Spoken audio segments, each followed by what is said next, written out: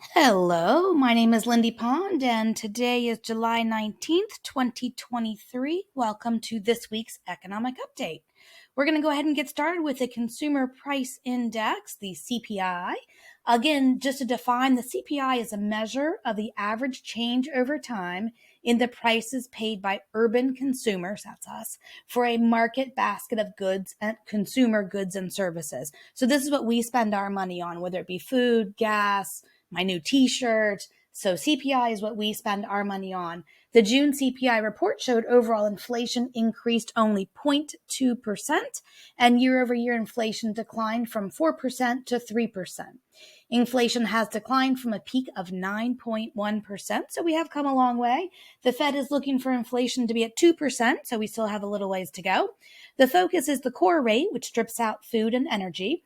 It increased by only 0.16%, while year-over-year decreased from 5.3 to 4.8%. So what did increase? Shelter rose again by 0.4%, that's getting smaller, and is now up 7.8% year over year. Remember, shelter accounts for 43% of the total CPI, so that's a really big piece. Used cars fell for the first time in a couple of months at 0.5% last month, but car insurance increased 1.3% and is up almost 17% year over year. The bond market reacted positively to this news last week, at the end of last week, but much of this expectation was already built in prior to the release.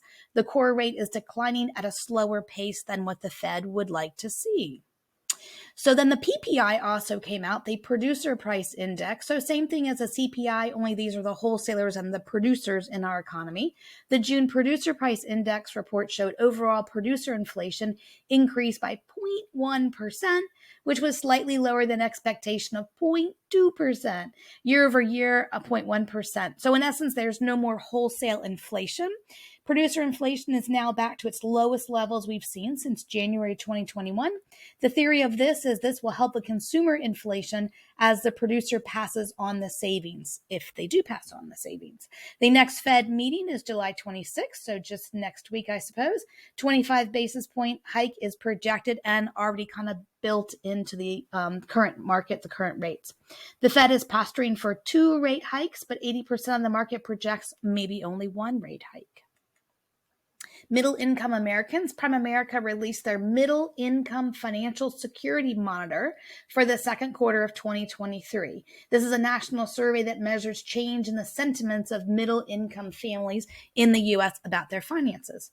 The survey reports families are increasingly racking up credit card balances and debt. 36% have used their credit card more in the past year. 33% have more credit card debt. Most respondents, 71%, which is a lot, say their income continues to fall behind the cost of living. So 76% are cutting back on non-essential purchases, 48% are cutting back or pausing savings for future to make up the difference, and 43% plan to spend less on this year's summer vacation. The continued strength in the labor market and easing inflation are likely reasons for stronger optimism about the coming year in this most recent survey. So there was some definitely negative news about credit card debt and consumers, their income falling behind cost of living, but there was some positivity in the optimism. The outlook, how people feel. So heard on the streets for the week, case freight shipments index fell 1.9% last month and is seen as a good gauge of the health of the economy as all goods need to be transported. The shipping component of this index is down 25% from last year. Redfin released their housing report for June and says new listings coming on the market are down 31%. So not active listings, new listings are down 31%. This will maintain upward pressure on home prices, meaning it'll keep home prices up, elevated. Retail sales in June were up 0.2%, weaker than the 0.5 expected. And remember from last week's economic update, the credit card usage is up, as we mentioned last week. Helping the bond market for us this morning was a report of the UK inflation figure falling. Their inflation fell just under 1% last month. What a small world it is. Mortgage rates. So weekly conventional mortgage rates for this week went from 7.07 to 6.89%. Remember, this is a 30-year fixed rate owner occupant. For us investors, our DSCR rates, our long-term fixed Debt service coverage ratio rates are still ranging between 7 and 10%, depending on your credit, your loan to value, and your DSCR calculation. If there is anything I can do to help anyone with their real estate strategies, financing, please don't hesitate to give me a call. Have a great week. Thank you.